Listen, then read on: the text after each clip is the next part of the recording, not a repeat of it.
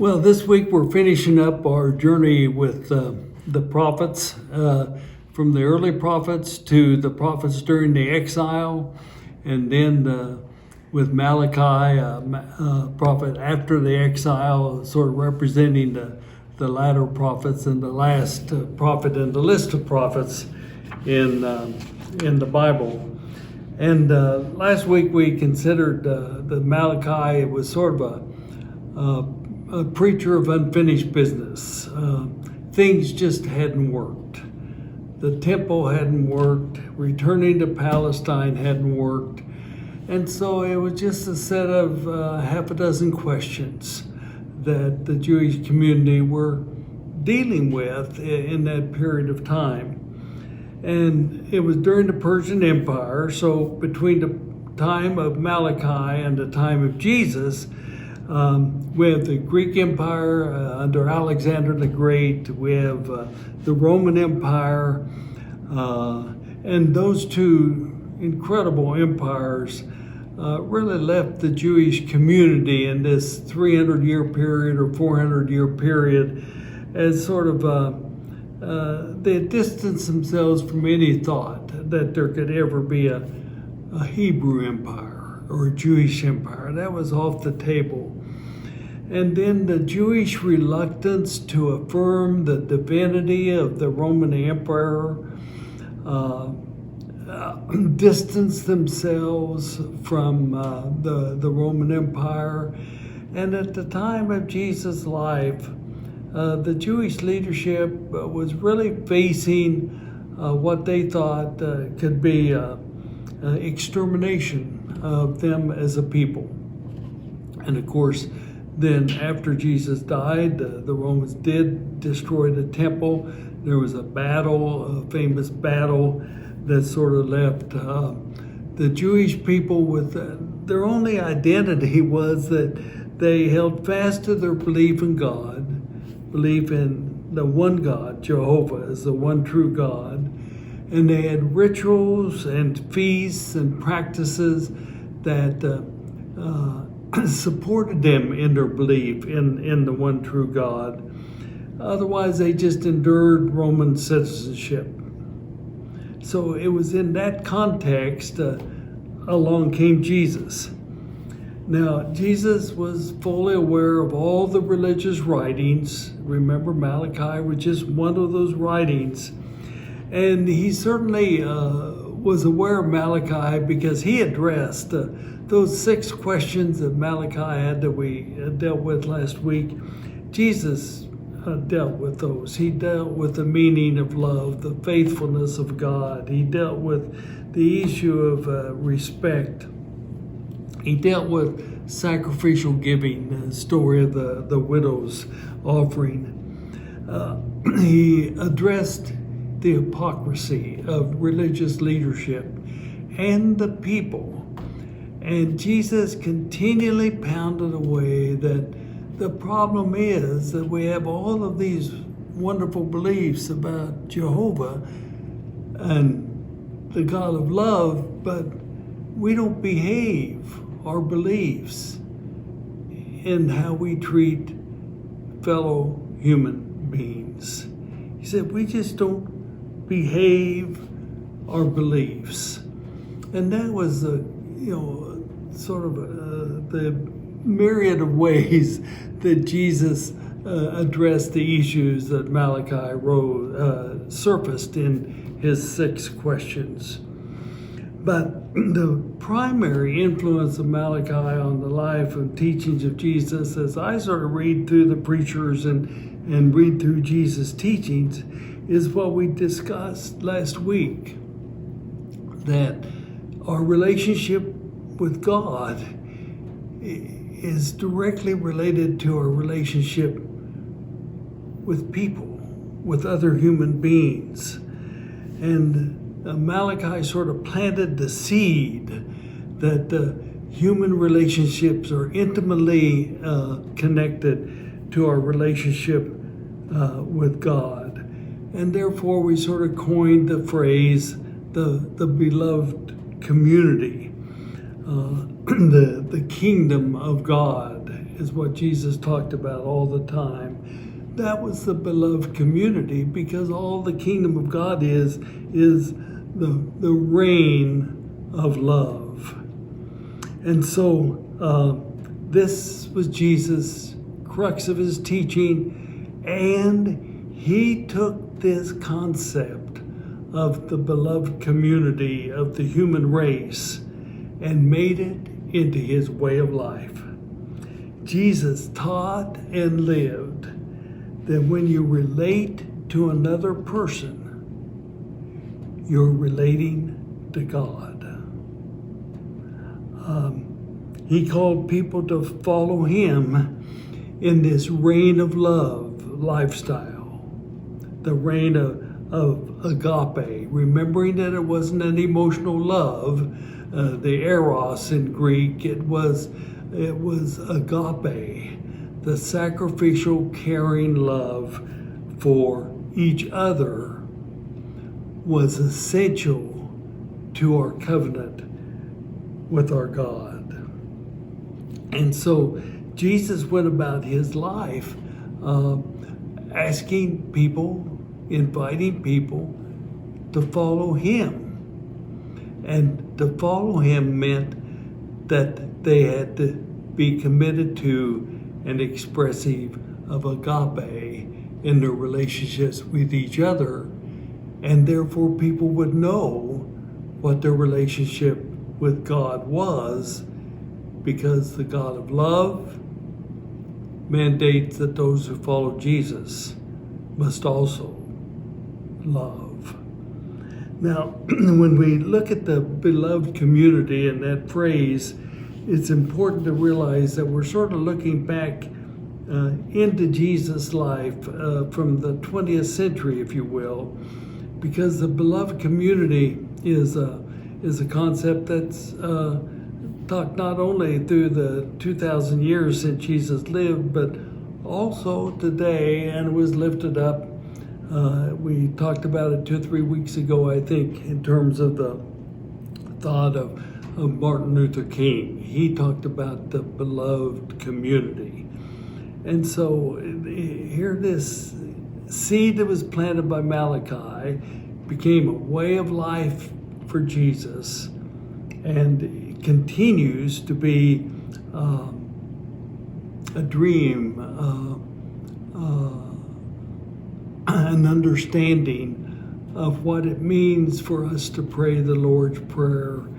Thy kingdom come, thy will be done on earth as it is in heaven. Well, that simply means if heaven has to do with the divine, if heaven has to do with God, and God is love, thy kingdom come. May love reign on earth as it is in heaven, through you and through me as followers of Jesus. Beloved literally means to be loved and to love. Be loved community. And community is to be with each other, not for each other, not against each other, but COM means with unity, with each other, not for, not against, but with. And Jesus talked about a house divided against itself cannot stand. He was talking about the human race. He wasn't just talking about the house of David. The human race cannot stand if it's divided against itself.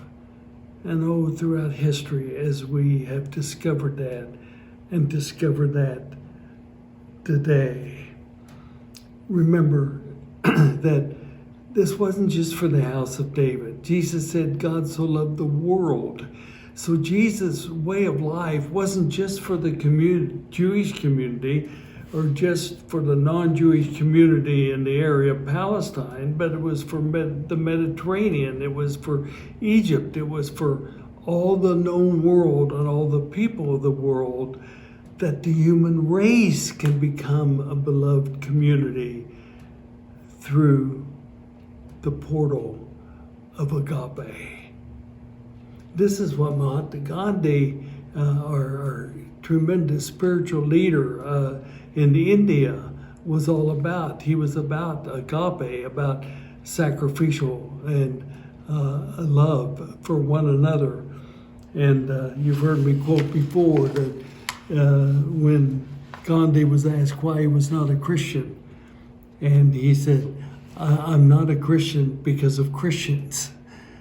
He was okay with Christ. He was okay with the beloved community.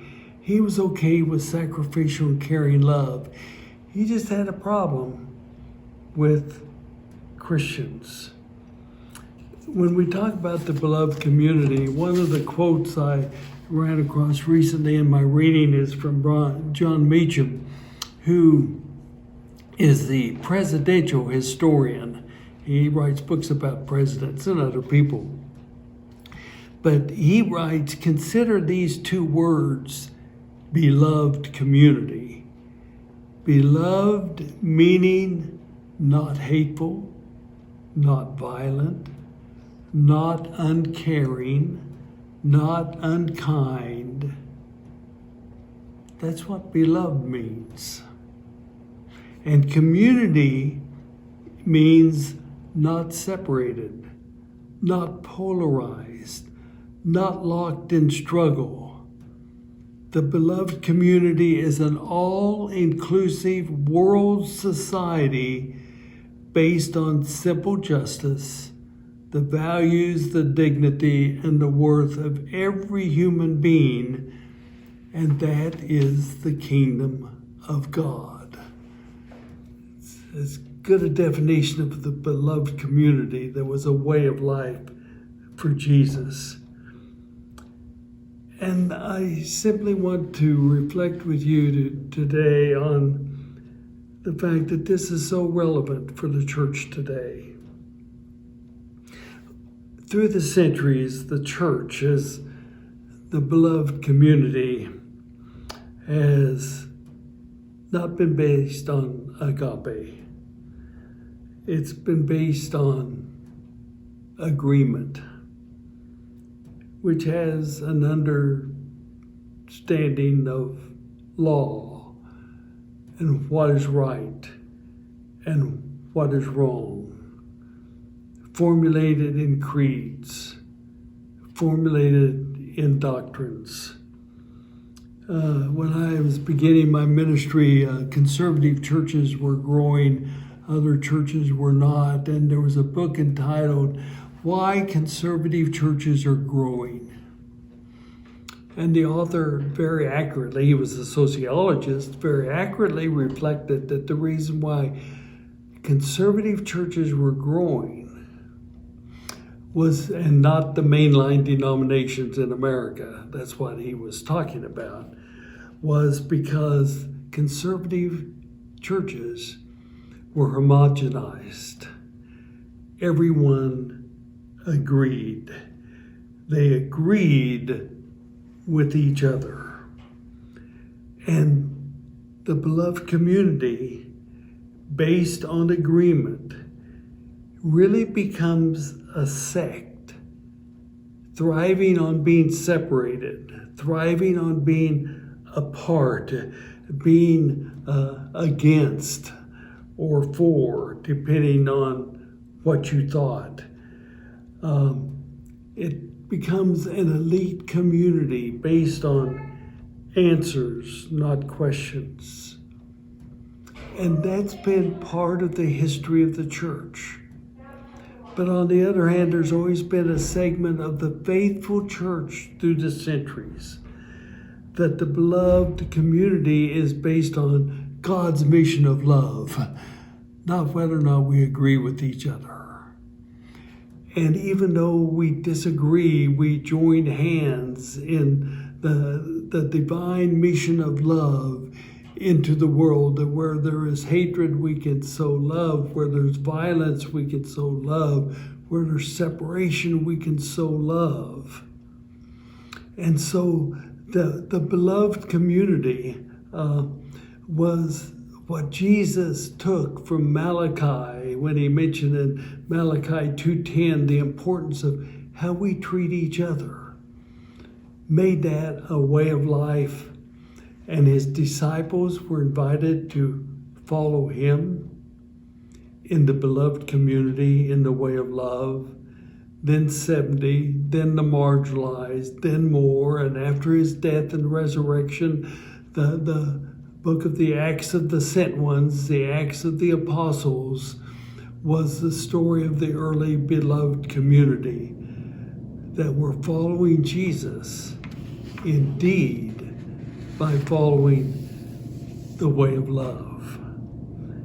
So I really think it could be said that Malachi's message of unfinished business was fulfilled in Jesus' life and teachings. He addressed all those questions. But more importantly, the seed of the beloved community became the way of life for Jesus, the disciples, and the faithful church through the centuries. Not bad for a 2-page preacher. So as we consider the impact on Jesus and the reflection in terms of the beloved community today, here are some questions that we could talk about on Sunday. First of all, what are the everyday illustrations of professed believers in God, believing that their belief in God has nothing to do with how they relate or treat other people?